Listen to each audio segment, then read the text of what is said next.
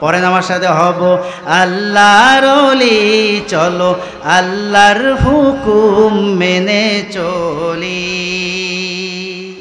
এক লোকে সে মুরগি পোলাও হাদিয়া পাঠায়,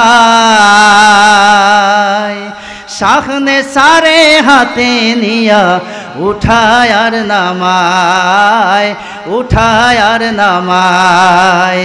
মুরগি পোলাও আওয়াজ দিল, মুরগি পোলাও আওয়াজ দিল, সুদের টাকার বলি চলো আল্লাহর হুকুম মেনে চলি। মারহাবা কোন, আর জোরে কোন মারহাবা।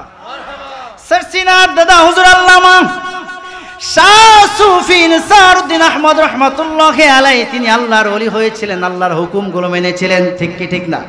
জোরে বলেন ঠিক কি ঠিক না?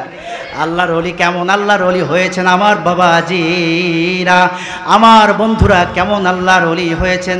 আল্লামা শাহ সুফি নিসারউদ্দিন আহমদ রহমাতুল্লাহি আলাইহির কাছে এক লোক এসেছেন, মুরগি পোলাও নিয়ে আসছেন, হুজুর হাদিয়া নিয়ে আসছেন। হুজুর মুখের কাছে নেয় আবার দূরে নেয়, কাছে নেয় আবার দূরে নেয়, কাছে নেয় আবার দূরে নেয়।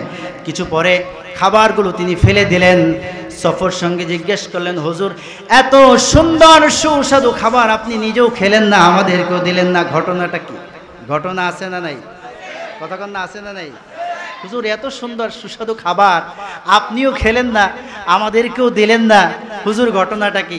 হুজুর বললেন যে বাবা আমি যা দেখি তুমি তো তা, তোমরা তো তা দেখো না। জোরে কন্না সুবহান, আর জোরে বলেন না সুবহানাল্লাহ।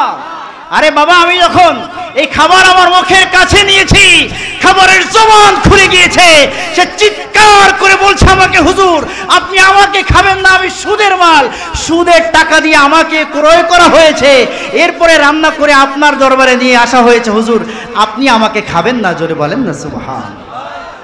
কেমন আল্লাহর ওলি হয়েছেন সিলসিলার দাদা হুজুর আল্লামা শাহ সুফি নিসারউদ্দিন আহমদ রহমাতুল্লাহি আলাইহি। জোরে বলেন না সুবহান। সেরকম আল্লাহর ওলি আমাদের হতে হবে। ঠিক কি ঠিক না? জোরে বলেন ঠিক কি না? 18 বছর বয়সী বোবা নিয়ে ফুরফুরায়, আবু বকর কুরাইশির কাছে দোয়া চায় যেন ভালো হয়। মারহাবা কোন, জোরে কোন না মারহাবা। 18 বছর বয়সী বোবা নিয়ে ফুরফুরায়, আবু বকর কুরাইশির কাছে দোয়া চায় যেন ভালো হয়। ফুদেয়ারি সাথে সাথে, ফুক দেয়ারি সাথে সাথেই গেল জবান খুলি, চলো আল্লাহর হুকুম মেনে চলি, হব আল্লাহর ওলি চলো আল্লাহর হুকুম মেনে চলি। মারহাবা কোন, আর জোরে কোন না মারহাবা। নারে তাকবীর।